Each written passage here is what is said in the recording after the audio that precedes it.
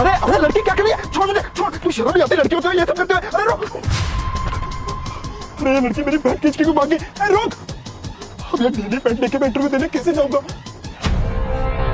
तुम इतनी जल्दी कैसे आ गए? तुम तो इंटरव्यू देने के लिए गए थे। श्वेता, मैं इंटरव्यू देने जा रहा था, लेकिन रास्ते में पता नहीं एक लड़की कहाँ से आई और उसने मेरी पैंट में से बेल्ट निकाली और भाग गई। तो अभी ढीली पैंट लेके मैं कैसे जाता इंटरव्यू में? अच्छा कोई बात नहीं, मैं तुम्हें जल्दी से दूसरी बेल्ट दे देती हूँ, तुम निकल जाना, ठीक है? रहने दो श्वेता, अब फायदा नहीं है। टाइम तो देखो, इंटरव्यू का टाइम जा चुका है। अरे अर्जुन बेटा, तुम तो इंटरव्यू देने गए थे ना? अंकल जी, मैं इंटरव्यू देने ही जा रहा था, लेकिन रास्ते में पता नहीं एकदम से एक लड़की आई और उसने मेरी पैंट से बेल्ट खींच ली। और बेल्ट ना होने की वजह से मेरी पैंट इतनी लूज थी कि मैं इंटरव्यू देने कैसे जाता, क्या इंप्रेशन पड़ता मेरा, इसीलिए मैं इंटरव्यू देने नहीं जा पाया।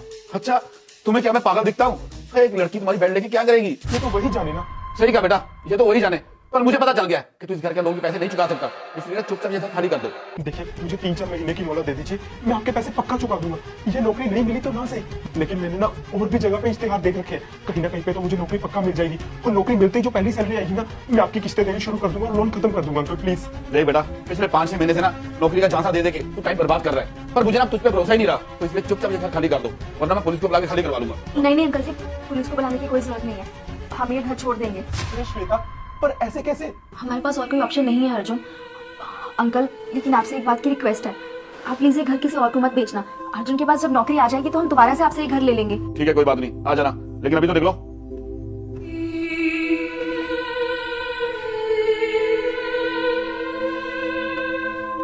ये 1 किलो किनू देना।